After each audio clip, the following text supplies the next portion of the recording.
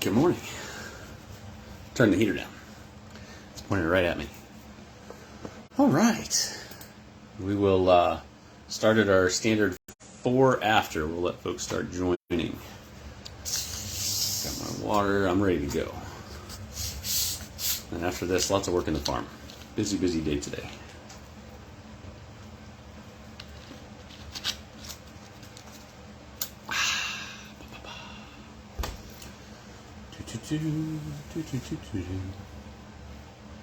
Need to go print the schedule for the month. Get that squared away. All right, folks are coming. If somebody could do the obligatory audio video check just to make sure you can hear me, see me, and then I can see some comments as well. And if I can't, I will adjust to that. I think it's been a couple sessions ago that happened. Hopefully it doesn't happen today.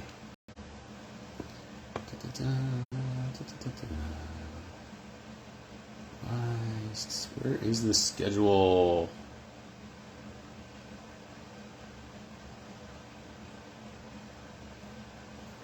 Can't find it. Max, good morning. Awesome, thank you. All right, so the week start date was 3/20, 3/19, 3/19, 23. Good morning, everyone. We are gathering still. We'll give a couple minutes and then we'll get started. Rodney, welcome. Happy spring. It definitely feels like spring from a rain perspective, but it's chilly. I have not been able to get warm in the last few days. It's driving me nuts. 3/20, 23. Finally got my printer. My printer ran out of ink. Got that taken care of. Got the ink in there installed. Went to print something out of paper. So I'm finally back in the swing. I got all my tax stuff printed for the business, and now I'm trying to catch up with the other things. I need to get the schedule printed to get on the door so that Ben and Brett and I can start doing what I've been talking about doing and what we did before my printer ran out of ink.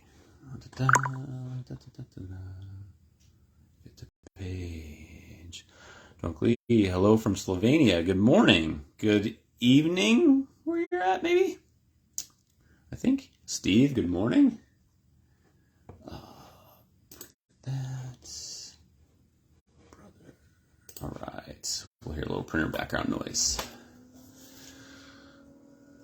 One more minute. Vicky, I'm having baby lunch with my... B-day lunch. Sorry, not baby lunch. I'm having B-day lunch with my daughter, but wanted to say hello. Happy birthday, Vicky. Thanks for stopping in. Please throw a couple questions in if you have them, and then go enjoy lunch. Go enjoy the birthday. Well, this is going to be recorded like normal, and Facebook will post it. So if you have any questions, throw them out, Vicky, and we'll tackle them for you. Keith, good morning. Schedule. I've owed this to Brett for a while. I can chat through some employee changes if we have any questions or hit a slow spot. All right, so we will get rolling. We are at our 4 after mark. Good morning, good afternoon, good evening, everyone. So for those of you who don't know, my name is Justin Meyer. I run Midwest Mealworms in Ashland, Missouri, and am an admin in the Mealworm Farming Co-OP Facebook group. And we do these live sessions now every 2 weeks. And so we like to get together, talk about things that are going on mealworm related, issues, questions, problems you're having with your colony, questions you have in general that's mealworm or mealworm business related type stuff. And then we will share all of our successes as well. So for those of you that have had good things happening, if you tried something and it worked, please let us know. If you tried something and it failed, please let us know. That helps all of us here get better at our goals and what we're trying to do with our mealworms. So this is a recorded session, so it'll be recorded via Facebook and then posted to the co-op group. All the questions and comments there below will be part of the recording. So those of you that might be trying to take notes or are taking notes, don't get too stressed out if I speak too quickly. I tend to do that sometimes. All of this will be recorded and posted. Let's see. And then I'll take that and add it to the YouTube channel as well, so that folks that don't have Facebook, they requested to see some of that and get some good mealworm information from you folks here as well. So with that, start rolling those questions out. If you guys want to see anything, Brett is in the farm. Brett is our newest addition to the farm from a human perspective. So he's in the farm right now, hydrating and a couple other miscellaneous things. And then I'm going to go in. We're going to do boxes and bags. We're doing some training and making sure that he's comfortable with doing everything. It's one of the benefits to, when you're running a small business. I'm a big advocate of being a practitioner in that business, or in whatever it is that you are managing, dealing with, adjusting, taking care of. Because in my case here, Leo, one of our teammates, has moved on to better things. Very excited for him. It was a good step for him. I'm sad to see him go, but it was the right thing for him and his family. So he's migrated out. Hopefully we'll see him again here soon, fishing next week. But we've got Brett. So Brett came in. Leo did some training with him, and now I'm doing that training as well. So back to my original point before I diverted, being able to walk through and do the things in the farm that need to be done to train and help somebody learn how to do that is very beneficial if you have been practicing and doing it as well. So that's why I still, even though I'm super, super busy doing a lot of other things, I still get in the farm and do those things, do the work. I personally don't like to ask somebody to do something that I won't do or don't do. So it is what it is. But anyway, so Brett's in there. Again, circling back, sometimes I chatter a bit too much. So circling back, Brett is in there. If we need to go in the farm for something, we can. I'll throw the mask on. Shouldn't be too much getting stirred up in there, though, because of the just watering at this point, doing some spraying. Keith, Carson, welcome. And if I don't welcome you, don't feel left out. Sometimes Facebook does put you out there and say, hey, this person's joined or watched. Sometimes they don't. I don't know why. Shannon, if I run out of containers, is it better to feed off the beetles to the chickens or leave them in with the eggs too long? Ooh, that's a good question. Let me think about that. So if I run out of containers, is it better to feed off the beetles to the chickens or leave them in the eggs too long? So let's walk through the impacts of either one of those. So the downside to leaving the beetles in there is that as you overpopulate that tray with too many beetles, they're going to start challenging each other for resources, right? Space is going to be at a premium, and moisture and substrate. And so with the substrate, you're also going to run in, with the space and substrate, you're also going to run into the problem of competing for space to lay eggs. So a couple things are probably going to happen. The males, I read recently that the males are the ones that will really go after the eggs in the event that they get dehydrated. So you're likely going to see more cannibalism. Your female beetles may lay enough with the overpopulation, they may lay enough to offset that. Excuse me. Bottled water, or not bottled water, sparkling water, got me there. They might, so you might see some loss from the beetles cannibalizing, but you might not have too much of an issue because you're going to have those beetles in there laying eggs. You've got a good beetle count to space ratio in the containers I do have going. I would probably designate like one container as your overpopulation tray. So keep your good ratio going. Don't tinker with that, mess with that, adjust that. Take those beetles and maybe like really overpopulate them is what you might have to do. Add in like an egg container, egg carton or two, or paper tubes, the toilet paper tubes or paper towel rolls, those sorts of things to give them more surface area from the rolls or from the egg carton. Give them more surface area to climb on so that you can reduce the stress from overpopulating them. That would probably help. But you could feed those. So I think you mentioned feeding them off to the chickens. You can feed those to the chickens. So I've gotten a lot of feedback from folks recently who are feeding beetles to their chickens. I'm feeding beetles to my quail. and haven't noticed a major issue at this point. I'm fresh, brand new with quail though, so I've had them for maybe 2 months at this point, so very, very novice there. I tinkered with them, adding beetles in, didn't see any major issues, and now it's a consistent every 2 days I'll add in that waste product from our farm here of the pupa that have died and the beetles that are in there that just haven't been collected, and they're eating those beetles just fine. It's a good protein source, similar protein content. I feel like it might be a little higher for the beetles, so still something that I think is beneficial. And the other thing that's interesting and something I've been playing with, Shannon, is I'm keeping my, what I'm calling, affectionately calling retired beetles. I'm keeping them now and using them. I'm selling them as feeders at a very discounted rate on the website, and I'm using them to feed my own quail. And what I've found is they're still laying eggs. And so that's why when you mentioned potentially putting them all together, you're going to have that offset. They're still going to lay some eggs, and so there's still some production in there. If you put them in a container and then slowly feed them off to your chickens, right? You don't want to give them too many all at once, right? So if you keep them in that container overpopulated and feed those to your chickens, you might get another container, another tray of mealworms.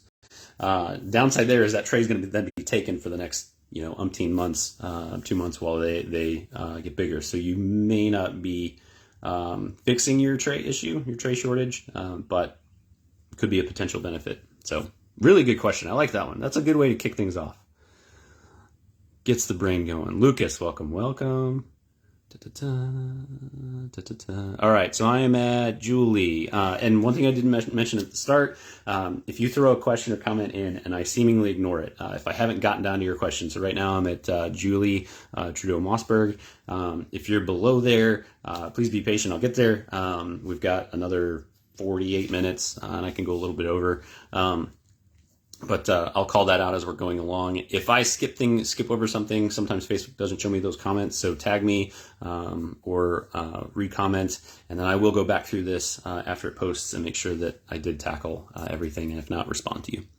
All right, so Julie, how do you sift out frass from mealworm for meal if you draw when eggs fall from the beetle drawer above? How do you sift out frass from the mealworms if you've got, Julie, can you clarify for me? Maybe you did below. I don't see. No, can you clarify? I'm not understanding what you're asking. So I think you've got the mesh system and the beetles are laying eggs and falling down. And then how do you deal with the frass from that mealworm tray? I'm going to go with that for right now. Let me know if I'm way off track. So as those eggs either fall through that mesh or they hatch and the hatchlings fall down. Yes, okay.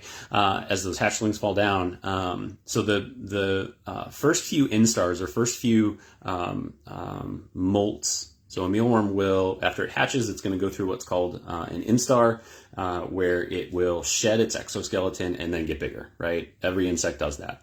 And so I think every insect does that. Every insect I've run across. And so what'll happen is when it's in its first few instars, it's just as small as frass. And it's going to produce really tiny frass. They get bigger as the frass gets bigger, as the insect gets bigger. And so what you need to do is wait until those larvae are big enough that they're not going to fall through the mesh in order to separate the frass out.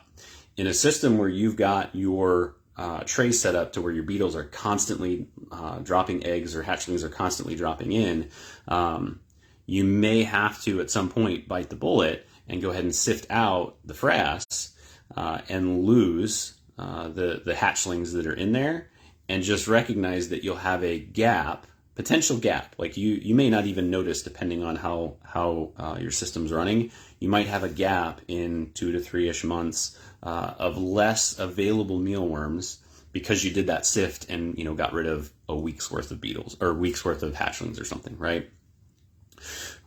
If you have the option, another thing to try would be to take that tray and put it out, replace that tray underneath the beetles, and then let that tray that you've taken out, let those mealworms grow for another 2 weeks, 2 to 3 weeks.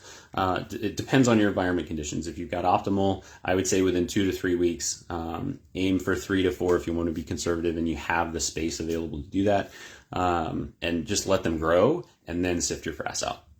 Okay, a couple different options there. Neither one is wrong, right? Like neither one is wrong, right? If you have to sift out the frass and you lose some of those hatchlings, just know that frass has very high probability you're going to have eggs and baby mealworms in there. And so if you need to use that frass, or you're going to use that frass, keep it in a container where those mealworms aren't going to get out. The other thing you could do is, if you don't have to use that frass immediately, keep that container and just put it in where your farm is currently and let those hatchlings grow.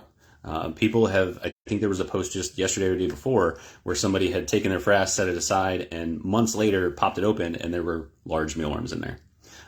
So mealworms were pretty hardy. That could be another option as well, where you wouldn't lose those hatchlings then. You would have to probably re-sift that, or maybe put a piece of food in after several weeks and draw the mealworms to it and then put them back in the farm. So you are welcome, Julie. Really good question. We're on a roll, folks. All right. No pressure, anybody. Vicky, ideally. Okay, Vicky, you got your question in. I hope you're enjoying birthday lunch. It's going to be okay. Family first. Family greater than mealworms. It's on my board still. Ideally, what's the best thickness of substrate for the beetles? Really good question. There's ideal and there's realistic, right? I think, so what we aim for here is about 3/4 of an inch, ½ inch to 3/4 of an inch thick. And that's plenty of substrate for the beetles. The other thing that does is that it helps us from a process perspective. We're basically putting in, I want to say it's like 500 or 600 grams of substrate, and then we add in extra substrate afterwards, and the mealworms will eat through that within the time frame of them getting to the point we can harvest them. That's our goal, right? But our goal is very process driven from a larger perspective, in the sense that I'm going to go have to harvest 70 some odd trays here this afternoon. And so the substrate gums up that process and makes it go a lot slower if it's there. But ideally, from like a hatching and just from a environment perspective, the thicker you get in your substrate, the more that substrate is going to become a heat sink. The other thing to think about is if you go too thick and you're using something heavy like oats, flattened oats, those get very dense. And they get very hard for the beetles to get down and dig through that. They like to go down whenever they're laying their eggs. And so if you've got oats, I would probably go a little bit thinner than the ½ inch that we're currently running at, ½ inch-ish, because of the density of that. The weight of that on the bottom is going to be higher as you increase the depth. So ½ inch of wheat bran or some similar type substrate would be just fine. They don't eat a lot. They do eat some of that substrate. And so if you're using a mesh method, you'll routinely need to add in substrate for them. Some of it's going to fall through the smaller particles, but they will eat some of it. But you'll have to replenish that not as frequently as the larva. The larva will crank through that substrate, right? They'll eat it. And the beetles will, but not nearly as fast. So a little bit less time to add it in, which is the other ideal scenario and other benefit to not going too thick, is you really don't have to, because you're not saving a lot of time. It's not like you're gonna have to refill that every week. It'll be a very not inconsistent, but like monthly type thing. It's not gonna be a every day I have to go back and put it in. So hopefully that helped. Lucas, first question, sir. So in a pizza proofing page, from eggs to pizza proofing tray, I'm going to go with that. From eggs to baby mealworms, how many weeks before you see with your eye movement? I want to say it's for us here, it's about 4 weeks, 4 to 5, to actually see the mealworm. But you're asking about movement. You could probably start seeing that sooner if you get close to your tray. Hold your breath, move the substrate, and then you'll see the substrate moving. And you'll, if you're not holding your breath, you could very easily breathe on that and you're the one moving it, but you'll see the substrate moving. And so that's a good indication that you've got baby mealworms in there. So like 2 to 3 weeks for that. visually with your eye is going to be 3 to 4 in optimal conditions. If you're running a little cooler from a temp wise or a little lower humidity, it might take an extra week to 2 weeks potentially. So, all right, scrolling, love the scrolling. Kayla's here. Good morning. Julie, what is the best way to allow pupa to hatch? Best is relative. So you're doing this for chickens, so you probably have a tray or a colony size, like depending on how many chickens you have, obviously. But for what you're doing, there's a couple different options. Best ways for the pupa to hatch. Pupa need good humidity. So if you are in a place that has low humidity, so I've been talking with somebody from Colorado, if you're in a much drier state, and this is again weather dependent and season dependent, but if your humidity is low, like 20, 30, it's probably better to create, instead of trying to humidify an entire room, the mealworms will do fine, the beetles will do fine in lower humidity. They'll just need more moisture added to them. So from a cost benefit perspective, if you don't want to do an entire room humidity at 50%, you could take a tray of your pupa and, like a slider drawer system, close the drawer. And what you've done is you've created a microclimate in that drawer. And so a very lightly misted paper towel in the corner, not on top of your pupa, over in the corner, close that drawer, and that's going to raise your humidity. The other thing that folks will do is if you have a tray dedicated to your pupa, you're going to need to collect those pupa, right? Take them out and add them to your beetle bin. That's what we do here, but we're doing that in a pretty larger volume, or a larger volume than a home system. And so what we do is we'll put a paper towel over those pupa. Pupa about 1 to 2 pupa in thickness. You don't want to go real deep with your pupa. That would not be good. Couple of reasons there. The beetles will burrow and you won't be able to collect them, and then it'll stifle the bottom ones. And so 1 to 2 pupa thick is where we've found good success. And then we just put a paper towel over the top. We don't miss that paper towel. I did that once. Lots of death and die off. Velazar warned me about that. Kudos to him. I was stubborn and tried it anyway. Definitely did not help. That's why I mentioned putting it in the corner. The other thing you could try is what's called a pupa bridge. And what you're doing there is you're going to put something in your beetle tray, or in a tray that you want your beetles to hatch into. And you basically create a safe space for your pupa above the substrate, so the beetles can't climb up and eat your pupa. And when they hatch, they'll probably hatch on their back. They'll move around. You'll want to save them all. Let them be. They'll catch onto something. They'll push their wings out to move around, and they'll turn over, and then they'll start crawling, and they'll fall off the sides. A couple different options for a pupa bridge. If you take a grocery store container, a fruit container, flip it over. There's a very shallow ridge on the side of that. They put it on there for strength, I'm assuming, and then for them to sit inside of each other. Flip that over, cut a little bit out of each side, so that you've basically got like you're building a mini table essentially. But if you cut the sides, or cut a little section out of the middle of each side, that's going to allow the beetles to get into that surface area in the bottom, right? It's plastic, so they won't climb up. You put your pupa on top, the pupa will hatch, fall down. Low maintenance.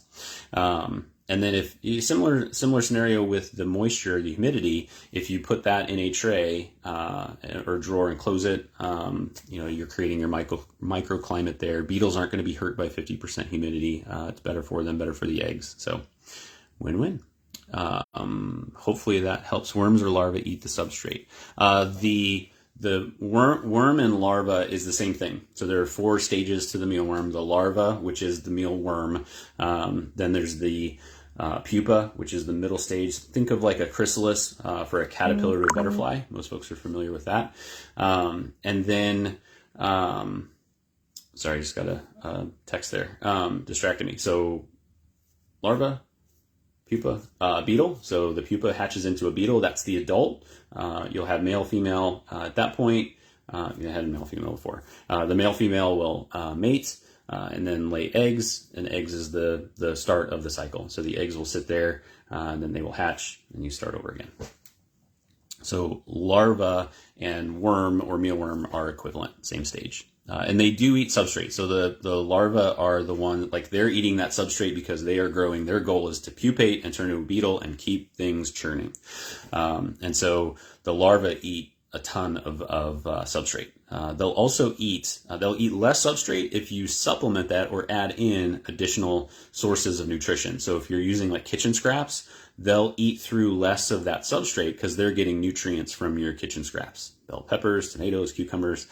Be mindful with the really wet stuff like tomatoes and cucumbers. Those things tend to mold easily. You can feed them, but you don't need as much, right?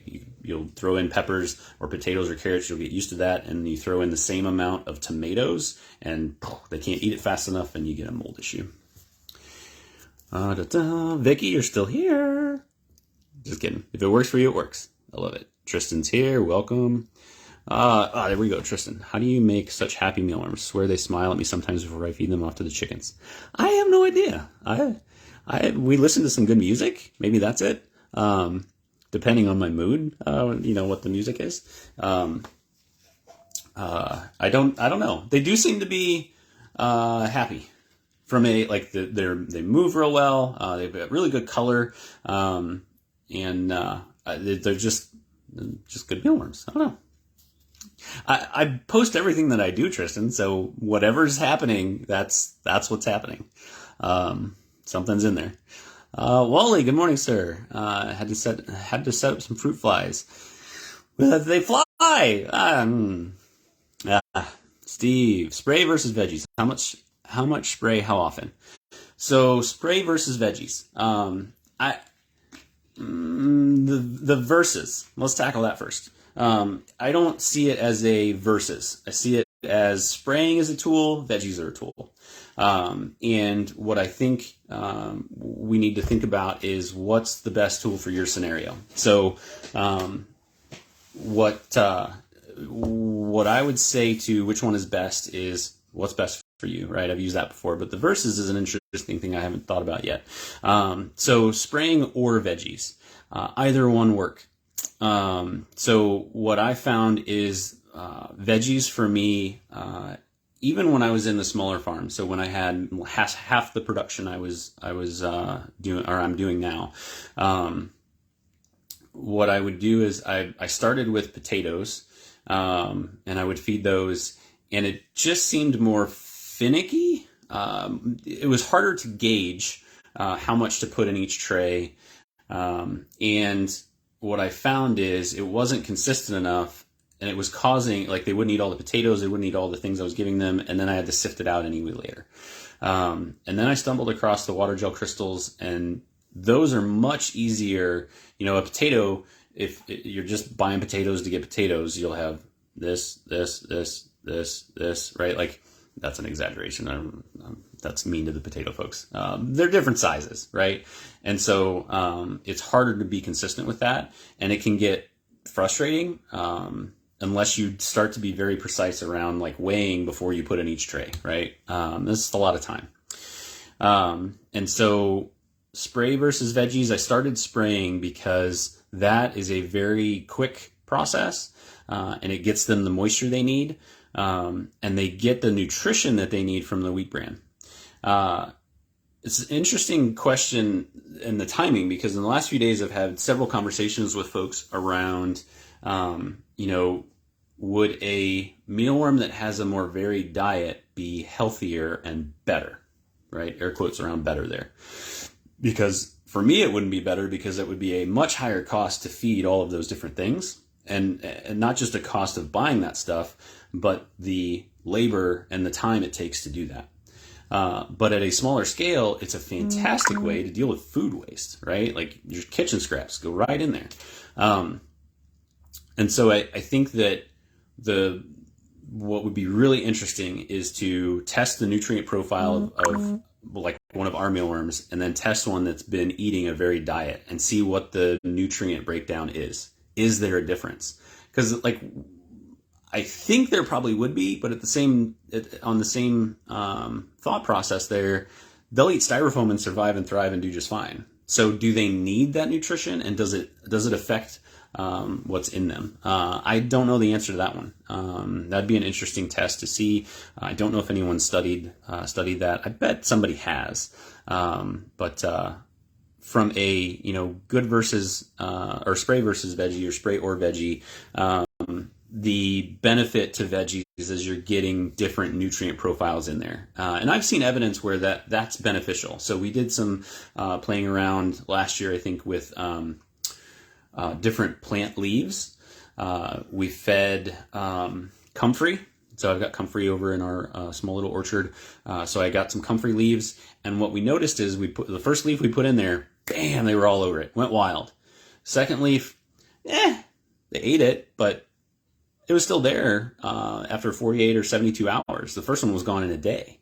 And so what I'm thinking now is that they wanted whatever nutrient is in those comfrey leaves, not a lot of nitrogen and stuff. It goes down and pulls up a lot of different varied nutrients well below the soil. And so they wanted what was in there because they were deficient in it, probably. And then once they had it, they weren't interested anymore. That same tray of mealworms took longer to go through it. So I think that's where the varied diet would be very beneficial. And then does it affect their nutrient profile? But from a farming or just, like raising for your own, if you've got food waste available, use it. Anything that you wouldn't feed to whatever you're going to feed those mealworms to, avoid that. But otherwise use that stuff. Spraying is helpful for the younger ones, but not required. So what I find with the younger ones is, if you were to take water gel crystals or veggies, and even if you diced up your veggies, I'm trying to think, Scott did a really good video at some point on his process at the time for carrots. He would shred his carrots, and he talked about how dispersing that amongst the tray, you increase the surface area available for the mealworms to get and eat. They're not competing for like one giant carrot, right? And so by dispersing it across the tray, you're allowing that mealworm to have to use less energy to travel to get to it. So they're going to use that energy to eat and grow, which is going to be beneficial. The downside is that that's a lot of processing you've got to do to tackle it. And so that's where the spraying comes in, whether you're a single drawer spraying, or in our case, we're using a larger sprayer and spraying hundreds of trays every 3 days. The spraying is just a way to get them moisture across the tray in a very quick, efficient manner to allow them to grab that moisture right there available and ready, as opposed to pulling it out of the air and using the energy to do that instead of moving around. So that's the benefit to spraying. The downside is folks are very, very concerned about spraying. They immediately say that's not going to work because of mold. Same principle with spraying versus veggies versus water gel crystals. And here I'm using versus again. The intent or goal is to have that moisture source gone within 24 hours to 48 hours. And that way you reduce the mold potential. They're going to eat it and be done. And then you can go back, check, and it keeps you checking your colony too to make sure everything's okay. There was a second part to that question too. How much spray, how often? So we are spraying, we don't start spraying until 1 week after beetle swap. So we let those eggs hatch out, get moving, and then we'll start spraying. Very short sprays on the younger trays, and then we get progressively longer sprays, more water volume going into the tray as the tray gets older. Because they're going to consume it faster and they need more of it. And in the younger trays, if you spray too much, it's going to, penetrate down into your substrate and just sit there, right? So you don't want to spray a ton onto those young trays. And it's really supplementary, right? You don't have to do that. It's going to help decrease the time, your growth window, from hatchling to harvestable mealworm, if they've got readily accessible moisture. And so we do that 3 times a week, Monday, Wednesday, Friday, ideally every other day, but we want to try to stay on a good consistent schedule. And in the US, we're set up around a weekend system. So I will come in on the weekends just because it's right next door here. I'll come over and check on things. I do hydrate on Sundays as well for the mealworms going out Monday. And so I'll check things and see if we need an extra spray. We spray enough that it's gone in 24 hours, or we don't spray too much. And so if I do hit them back to back on like a Sunday, Monday, they're okay, because we haven't inundated that tray with too much. And I've got a couple of videos posted on Facebook. Probably easier to find it on the YouTube channel, Midwest Mealworms YouTube channel, with like what I'll do from a spraying perspective. And so, shorter spurts on the younger trays, longer spurts on the older trays. Good questions. Wally, may I ask? No. You may not. No, kidding. What would you say your distribution in mealworm sales are in rounded percent? Chicken keepers, reptile keepers, bird feeders, fishermen, others? Just curious. I don't know. So part of, I can answer what I do know. So the part I don't know is I'll have folks just buy off the website and they're just buying. And I initially, I don't know who they are. Initially, I thought that the folks that are buying larger quantities are buying them for poultry, right? That would be the main folks buying larger quantities. But then you have folks like you, Wally, who need lots of mealworms and are still buying thousands upon thousands at a time, right? And so I started seeing the reason that I had that thought at some point. I started seeing a couple larger orders from businesses that had reptile-ish names, and so I honestly am not sure what the distribution is from a wholesale perspective, where it's business to business, and I know what that business is. It is skewed greatly towards bird stores. So those folks are the folks that then sell those to customers who are feeding wild birds. The folks that have chickens, I think they're buying directly. From a financial perspective, it makes much more sense to buy and have shipped to you than to go to a store routinely and get them. And because of the quantities you need for a chicken setup, unless you've got some luxuries in life, it makes much more sense to get those from a website. Fishermen, I don't have a ton of those, but I think that's primarily because I'm purposely not engaging in that pillar. Fishermen want the larger mealworms, so that they're easier to get on the hook. And I've done it myself. I've taken my own mealworms and tried to get them on a hook, and it sucks. It's a pain in the neck. You want the bigger mealworms. But I don't chemically treat the mealworms to stop them from pupating. And so even if I were to, this actually happened this week. I had a bait chain reach out to me about mealworms. And one of the thoughts that went through my head is, if I'm going to need to make sure they're okay with the size mealworm that I have, because they're probably expecting bigger. Sorry. And the problem with me sending them my larger ones, I could try to do that, but they'll pupate, right? And so that's going to aggravate their end customer. And so it's one of those scenarios where you need to match yourself with the right clientele, because I don't want to frustrate the business owners, and I don't want to frustrate the customers. And so I'm going to, in that scenario, I tend to say, can I send you some for free? On me, I'll send it to you. I want to make sure that the size is okay. This is what you can expect. This is what you're going to get from me. If it doesn't work, it doesn't work. That's okay. But I have purposely not engaged too much in the bait and tackle scenario. So my stuff is greatly skewed towards the previous ones you mentioned there. And then longer term, so one thing that's not listed on here, longer term, especially once the soldier fly operation is running and cranking, I'm going to look into the use of all of the oils from the insects, as opposed to selling them live or dehydrating them and selling them. There's an oil press process that you can extract the oil out of the insects and utilize that for a lot of different really good products. And so it's another one of those scenarios where live feeders, mealworms and black soldier flies and other things are great for a lot of reasons. They use things naturally in the environment that we aren't, like food waste. The byproduct is their frass, and they are very good nutrient sources. There's also good things that you can do with other products from them, the chitin, the oils, etc. So other things to expand to in the future potentially. Okay, so I'm going to take a quick break to take a drink. I am at Tristan's at what age comment. So I've seen a bunch of stuff come in. Lots of good questions. Thank you for that. Give me just a second. How to make mealworms happy, walking on sunshine. Okay, I'll give it a shot today. I got to do a lot of of work today. I have to harvest an entire row. So I'll throw that up on Spotify and see how it hits. Tristan, at what age do you ever cull your beetles after X amount of egg laying time? Yes. So we are culling beetles at 2 to 2.5 months of age, because we're running in what I consider optimal condition. And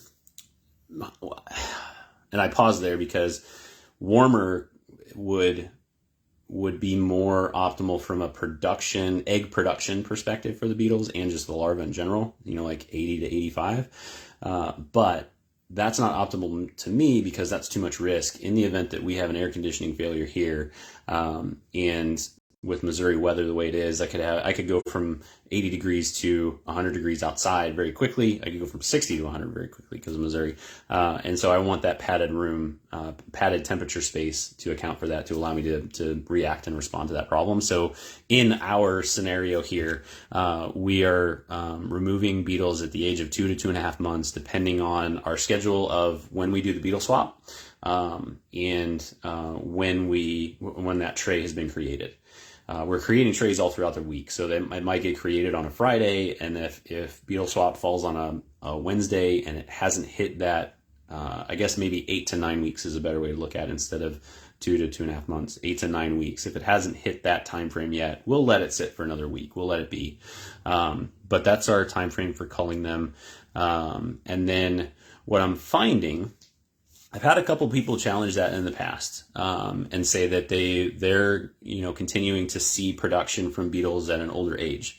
Lots of reasons that could be happening. And one of the things I'm curious about now is as I get into keeping those beetles that are culled, they're still alive. Most of the tray still has live beetles in it.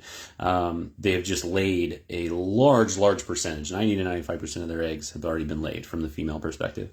And so one of the things I've started doing is I'm keeping those. We'll separate out the live ones, and it's a value add type product where it's a waste product from my end, but people are still using them to feed. And so I'm now selling those as retired beetles, and then also using those for our quail here and for some friends on the road. And what I'm finding is I store them. So I'll harvest those, they get separated into their own trays, and what I'm finding is I go through the process on Mondays of collecting the live ones, and then shipping them out. That tray has a bunch of eggs in it. And so I don't know if I'm overpopulating that tray tremendously though, right? And so I think the volume of eggs is really only because there's a ton of beetles in there. I mean, I'm talking like 3,000, 2,000. I think the last time I separated everything out, I put 3,000 per tray. I'm not worried about them cannibalizing the eggs. I'm not worried about them cannibalizing each other because I'm keeping them hydrated. And then I'll separate them out on Mondays, and I'm finding a bunch of eggs. And so I've started tagging those, putting substrate in it, and then putting it into the system to see what the result is. So there may be something to, as those beetles age, maybe put them in a higher density just to get some more egg production if you have the space. And really it's going to take some experience and some numbers. I want to see some data around what their production is and if it's worth the squeeze. If you're not utilizing those beetles for something, like for years, I didn't have quail. I just got those. Feeding them to chickens and other things wasn't a thing that I was exposed to. There wasn't a way to utilize that beetle. If you remember like 6 or 8, maybe 10 months ago, Tristan, I took those beetles, dehydrated them, ground them up, and like it's protein. So I thought, well, could we feed that back to the mealworms? They didn't want to eat it. Self-preservation maybe. They just knew it was their adult self. It was kind of weird, but they didn't use it. So I didn't have a use for it. If you don't have a use for it and you don't have the space for it, it may not be worth the squeeze to just try to get some more egg production out of it. So time will tell how that turns out. But the retired beetles are starting to really interest folks, especially the folks that feed wild birds. So if you guys are raising mealworms and selling those, you might try what I did to start that off. I wasn't really sure, but what I did to start off is I reached out to a couple of my longtime customers that I know feed birds. And I said, hey, you want to try some beetles? like they're okay with live mealworms because they're already dealing with them. So the live beetles aren't, like, you're already past that barrier. And they're set up to do the feeding of the birds anyway. So, I don't get a lot of enjoyment out of watching the birds eat the mealworms. I would rather get them to folks that do. And if I consume all my own product, that's not going to be good. And so I don't have the setup to feed the birds. I don't have the birds. And so I started just sending it to free to people and said, hey, can you try this? And it works. They didn't see any negative impacts. Haven't heard anything from the poultry folks either of, like this isn't working, it's bad, etc. So time will tell there. But that's how I got that rolling, was just giving it away. Same way I started with the mealworms, just giving it away and just getting feedback to better understand, like, is this worth anything? So that was a really long answer. We are at 10:45 my time, so we have another 15 minutes, and then we'll start wrapping things up. Kate, welcome. Annette, welcome. Julie, another question. Can you see the eggs with the naked eye? What color are they? You can see them, but you'll see clusters of them. You're going to need a magnifying glass or something else. I was going to say stethoscope, and that's the wrong word. I haven't had breakfast yet. Microscope, there we go.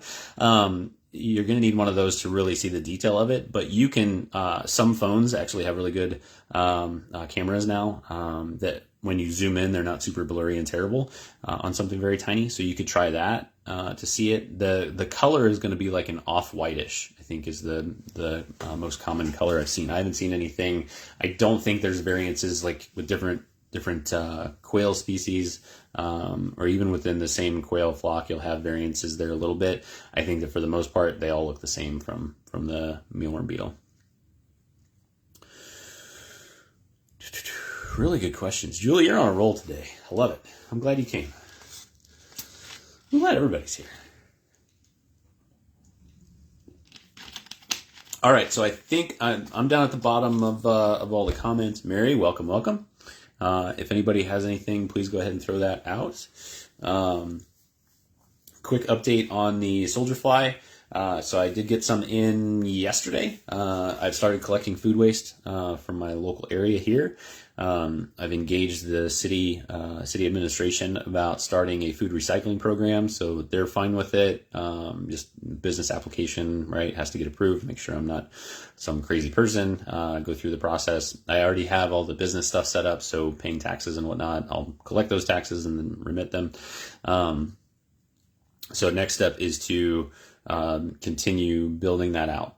So check with the local homeowners associations and see if they have any issues with that. And as long as they don't, start reaching out and letting folks know that there'll be a service for food waste collection, and then get those black soldier fly going. So I've got food waste ready to go. I am also testing the soldier fly larvae on quail manure, quail poop.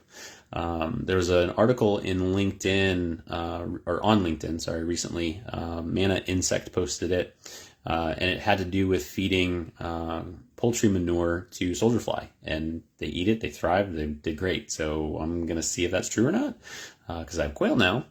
And that could be a really interesting way to, as the quail poop and it goes down into the containers, with a wire mesh bottom system, just toss some soldier fly larvae in there, let them consume that manure, and then feed those to your quail. Those, from a business perspective, it is not, I don't think it's allowed. I haven't looked into it, but it probably shouldn't be if it is. If you are selling live insects, I don't think you can feed them manure products. Pathogens, right? So whatever goes into that experiment is just going to be fed back to the quail to offset feed, but it could be a very interesting scenario. Europe recently started looking into allowing that, where you can then use those products, the insects that are raised on it, you can use those for things like feeding to poultry. And so it'll be really interesting to see how that pans out. Whether or not you have to process it, like in theory, let's look at chickens and quails. They're running around in their poop anyway, right? And so if they, as someone who's now feeding quail, they get poop in their feed. They're eating that before I get in there and get it cleaned out.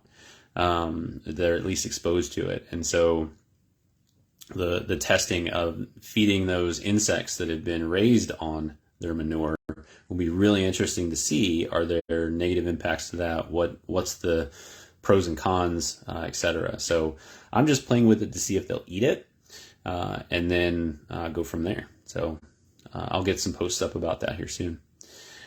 Shannon, I see a Shannon question and a Mohammed question. So I'm on Shannon here. What is the process mealworm wise if I want to make my own suet, freeze, blanch, dehydrate?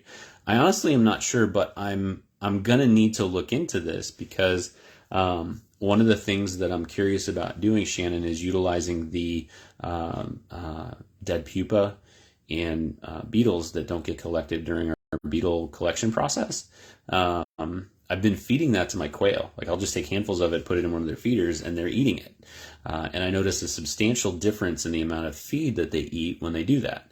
And so my thought was, okay, well, can I take that and compact it down and make blocks of it? Because there's more of it now than I can feed. And so can I make something out of that? Similar ideas to retired beetles, right? Like take a waste thing that we have and see if there's a way to make it a beneficial thing for somebody. It's not just revenue driven, right? Like we are running a business, so that would be beneficial to have that to help keep things, cost wise where they need to be. But to get that nutrient stuff from those pupa and beetles, get that waste stream tackled and addressed, would be really cool. And so I'm not sure what needs to be done for the mealworms. I think you need to remove the moisture, right? So whether it's freezing or dehydrating, or microwaving, I think that moisture's got to be gone so that you don't have a spoilage of that, right? You need to be under, I think the last time I looked for dehydrated mealworms, you want to be under 10% moisture so that your shelf life is a year. That definitely needs to be double checked. I have not looked at that in a long time. But you want to get that moisture out of there. And then use, making suet blocks. There's a lot of info online about doing that. But from the mealworm perspective here, you need to get that mealworm dried. And so, utilizing the oven, a lot of people don't like using the oven because when you dehydrate it, it's going to turn black, right? You're burning the oils that are in there, slowly burning them. And so it becomes very visually unappealing. But for what you're talking about here, Shannon, that, like if you want to test it, I think doing it in the oven and dehydrating it could be just fine, as long as when you mix it into your suet block are those, blackish, brownish, dehydrated mealworms integrated into the block enough that it's not, a human seeing it and going, oh, right? Because when we see that stuff, we've been trained over evolutionary years here that we don't eat those things for a reason. And so when we see that, our initial instinct is stay away, right? So if you can integrate that into the block to where the color, the discoloration there isn't, like boom in your face, right? Like sunflower seeds and other, brown seeds that might go into that block for the birds. That might be a good way to get that in there and then increase the protein content of that suet block. So definitely need to get rid of that moisture though, because otherwise it's just going to mold within that block. Mohammed, please share superworm growing tips. I'm going to have to bow out, Mohammed. Superworms drive me insane. Super frustrating, because I have tackled them multiple times and failed multiple times. So that's more of a reflection on me, not superworms. Superworms are great. Really good feeder source. They eat moisture, and what I found, they eat moisture. Incomplete thought there. What I found is the superworms tend to eat, are better at the food waste situation because they can eat it quicker because they're consuming more of it, right? They're a larger species, larger worm, and so they will consume more.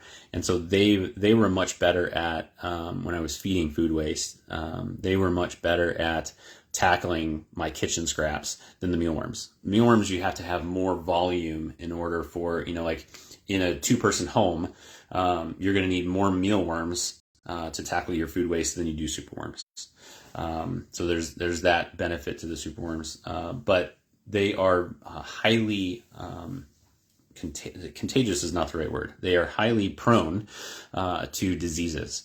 Denzovirus is the big one, and I think I got hit with that, and that's what caused my problems in the past. And I didn't, you have to treat that. You have to clean it. Some places have actually completely moved their entire process and farm and everything, and still have it. Some places have completely deep cleaned, and tackled it, and then they still get it again. Superworms are not meant to be densely populated, and in order for them to be at all productive and profitable from a use perspective or business perspective, you need to densely populate them, and they're very prone to getting diseases. So I got really frustrated at it, couldn't figure it out, and have put that entire thing on pause. So my tips on raising superworms are all anecdotal from previous experience. Find a really good way to do your pupation process to separate them out.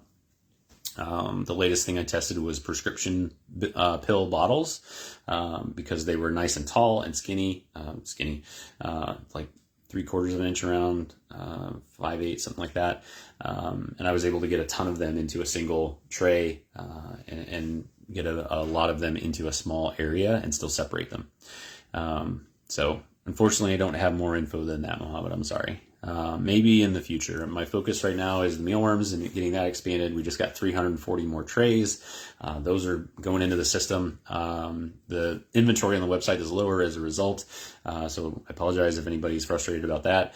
But we're keeping the beetles to get the colony ramped up.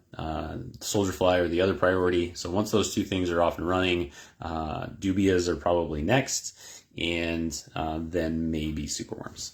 So. All right, Shannon. You're welcome, Shannon.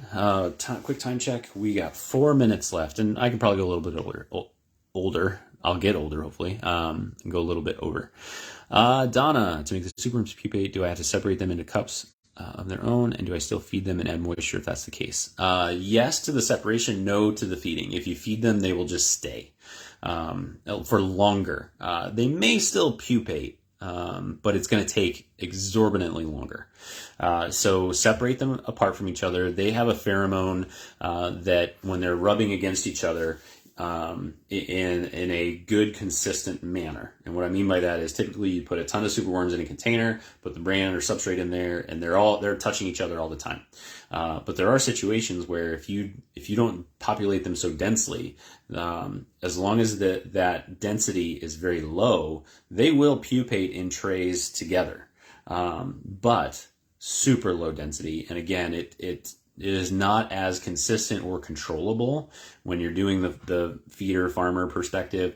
And so that's where the separation comes into play. So separating them out isn't mandatory, but if you don't, you're not going to get consistent pupation. And so separating them out into an individual container of some kind, but adding feed and moisture will perpetuate their larva state.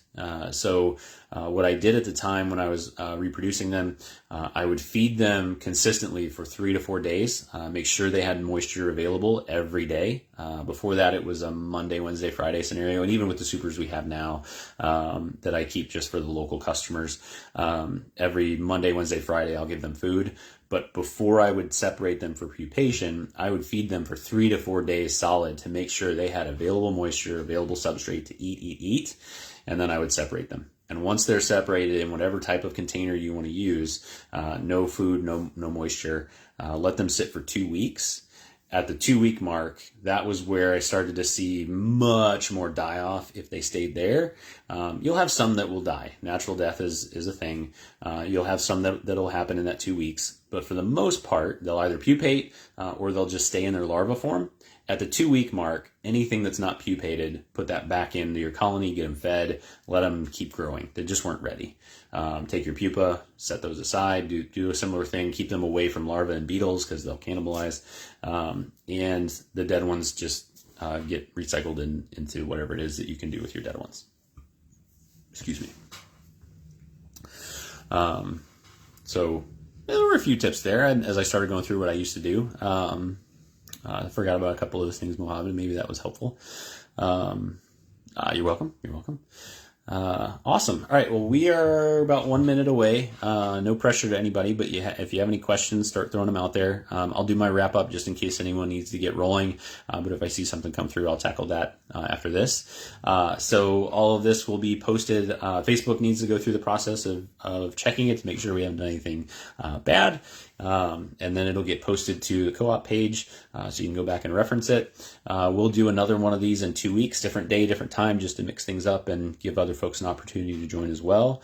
And if you have any questions in the meantime, please throw them out in the co-op. Very, very collaborative place there. Lots of really intelligent folks, knowledgeable folks, experienced folks to answer questions, whether it's a brand new question.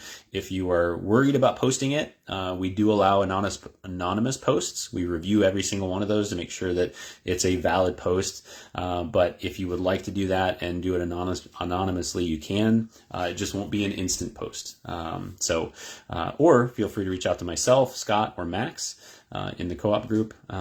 If you have any questions and just want to do things separately, totally okay. All right. Donna, Francois, am I getting that right? Hopefully. That's my lack of experience. Wally, you guys are welcome. Mohammed, any supplement for growing mealworms faster? That's a really good one. So I'll tackle that and then we'll wrap things up. So any supplement for growing mealworms faster? Yes and no. The supplements that you can use, if you are able to provide supplements, and by supplements what I mean is different nutrition, right? So wheat bran has a certain nutrient profile, oats have a certain nutrient profile. If you provide other things in that diet, they'll be beneficial for the mealworms in the sense that it could reduce the growth time, right? The downside is what you're doing is you are adding potential cost to your system, whether it's labor to remove whatever it is that you add in that can't be eaten. So things like, meat. If you throw in some meat bones, they'll eat the meat. They'll love it. It's a great source, but they're not going to eat the bone. So you're going to have to sift that out and deal with it later. So you've got that potential labor addition to your process, and then the potential for inconsistencies and dangerous things being introduced. What I would suggest is if you want to supplement or are curious about it, find something, test it on a small batch, and see how it goes. Test it on a group of mealworms and beetles that you are willing to lose in the event that something bad happens. But if you give different nutrient sources to the mealworms, it will produce or reduce that timeline as long as everything else stays the same, right? So if your environment conditions stay the same, if your feed regimen of how frequently you do the things you do stays the same, and you don't have any detrimental issues, it should reduce that. The downside is you're introducing additional cost in the form of procuring that nutrient. Like here in the U.S., we'll buy that from a feed store, or we'll have to acquire it somehow, right? Whether that be barter, trade, etc. And so there's that added cost of just physically getting it, buying it, etc. And then there's the potential impact to the colony and your process. And so what I found when I fed food waste is that and I'm picking on food waste because from a nutrient perspective, from a feed, an alternate feed, like if you want to do something that has really high protein, like a game bird starter, something like that, that's an added cost, and then you integrate that in. What I'll say is that the harder, more dense pellets don't go over well with the mealworms. They're not able to break down some of those and bite into it. Mandibles aren't tough enough. But you could crush that up, you could grind it up, or you could just get it already taken or in a form that's okay for them to chew up. That's not going to mess with, if it's a similar profile from a substance perspective to your bran or substrate that you're using, it's not going to muck too much with your overall process. But what I found with food waste to try, or like leaves or different things like that, is that when they don't eat it all, it just becomes a process inconsistency that doesn't work well on any sort of scale. So like we started feeding bell peppers at one point, and they don't eat the seeds. And so then we were finding seeds mixed in with depending on the seed size, mixed in with the different sizes as we were sifting and sorting. And so that's problematic because it's something else for us to deal with. It got in the mesh, it just slowed things down, and they're not eating it. And so it's causing issues. But I think that what really needs to be done is some sort of data analysis on, one, if you add a supplemental source of nutrition to the mealworms, does that decrease their grow time, time to get from egg hatching to harvestable mealworm? Does it increase or decrease fecundity with the beetles?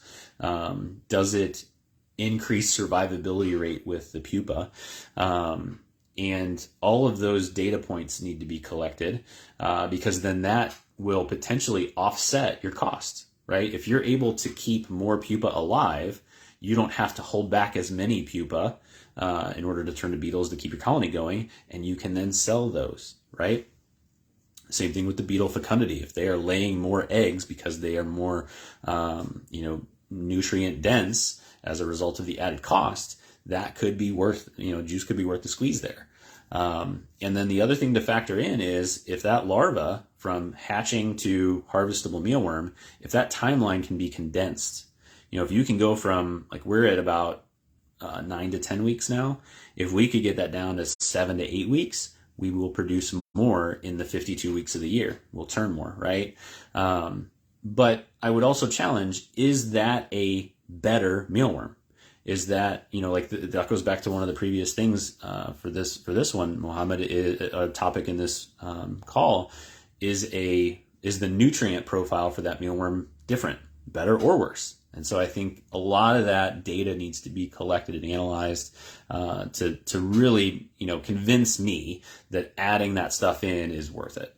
And so I think it's a very good question. I don't have the answer for that. We don't supplement with anything here because the process is streamlined, and then adding things into that tend to disrupt that. But as we get stabilized with our expansion and the soldier fly stuff is all stabilized over the next year, that could be something we could tinker with here. But I definitely hope somebody tests that and plays with it and sees what we can do, because that's only going to help all of us better understand how to get healthier, better mealworms for the folks that need to use them. So awesome question. Hopefully that rambling was beneficial. You are welcome. Thank you, sir. Appreciate it. All right. So we will close out from there. Francois, I got it right. Awesome. And this will get posted to the group. Thank you all very much for joining. I'll get another one on the books so that we can continue to do this. Thank you very much for all the good questions, all the good engagement. I really appreciate it. Have a wonderful day.